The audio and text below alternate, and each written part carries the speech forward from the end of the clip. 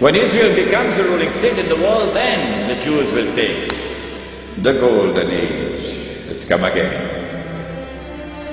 The prophecy is being fulfilled. But they're being deceived in the grandest and most magnificent deception mankind has ever witnessed.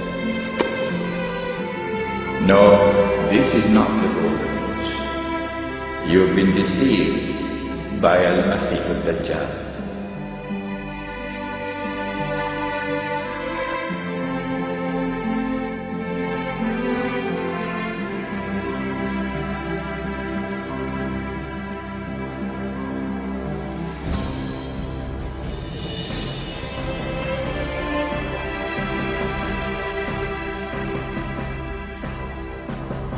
And I realized it was so far removed from my actual experience abroad that people had to know, this is not who they are. This is not how they are. There are an estimated 1.3 billion Muslims worldwide, and most are not Arabs. Here in the United States, while the Muslim contingent numbers an estimated 7 to 8 million, it's growing rapidly. 20,000 new converts each year, 4 times as many women as men. In the Quran, it says that women were created independently of Adam, that Eve was an independent creation of God's. And so for a lot of white American women, that really appeals to their sensibilities of equality, and it's very liberating for them. Maybe I'll help you cook something. Julia Roach converted to Islam after being introduced to the religion by her husband, Chris. They weren't married at the time. He is also an American. When I found out he was Muslim, I told him, I believe, right away, I will never become a Muslim. I will never cover my head. I will never be this person. So don't ever ask me to be that person. And he never did. But she did have lively discussions with him about religion. She was raised a Christian and said she converted after she was able to see past the stereotypes and learned about the values of Islam. The concept of freedom and liberty of each individual person and the rights of each person, and that's all wrapped up in the theological teachings of Islam. In the New Testament, Jesus made reference to the bronze serpent as a picture of his crucifixion. He said, "As Moses lifted up the serpent in the wilderness, even so must the Son of Man be lifted up, that whosoever believeth in him should not perish, but have eternal life." Some believe that the serpent cross is the original inspiration for the American dollar sign today. While the image of the bronze serpent holds a very particular meaning for Christianity, David Oveson explains that Kabbalists and alchemists find an interesting parallel in the Hebrew gematria. The Hebrew word for the serpent of Moses is Nakash, which means the shining one. The numerical gematria for Nakash is 358. This is also the numerical equivalent for the Hebrew word Mashiach, or Messiah. Oveson claims that these numerical equivalents allowed magicians to draw a connection between the brazen or bronze serpent and the Messiah. But exactly what Messiah do they mean? The phrase e pluribus unum, or out of many, one, appears in the banner held in the mouth of the American eagle.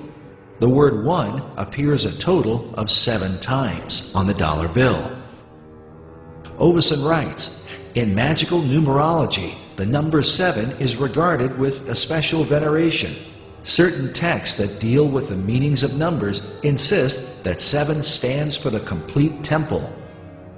The temple he refers to is the ancient temple of God, built by King Solomon in the city of Jerusalem. Oveson goes on to say that the concept of a complete temple is symbolized by the unfinished pyramid of the Great Seal, where the symbol of a Messiah figure is also shown with the all-seeing eye, representing the capstone that will one day complete the pyramid. In other words, when the Messiah emerges, then will the temple be complete. But just who this Messiah will be is the subject of intense debate, and the clues to his identity are said to be related to the temple itself.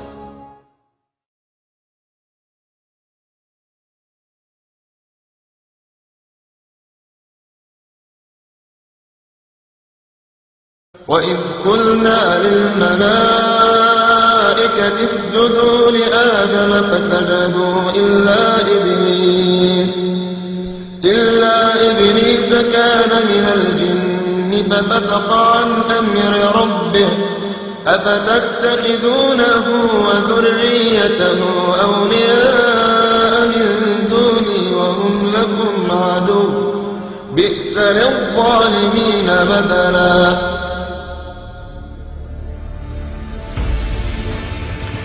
When a day which is like a week has come to an end, and we will know that because the water in the Sea of Galilee would have dried.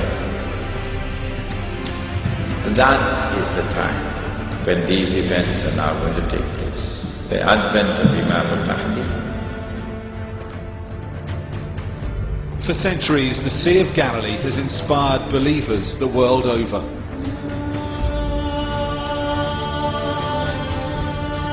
The waters the Bible tells us Jesus walked on, the shores where he performed his miracles, a place of beauty, religion and legend, but today on the brink of disaster.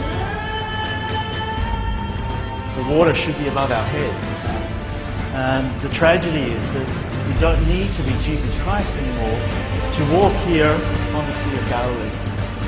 Environmentalist Guidon Bromberg and I could walk the floor of the lake because its waters have retreated hundreds of yards.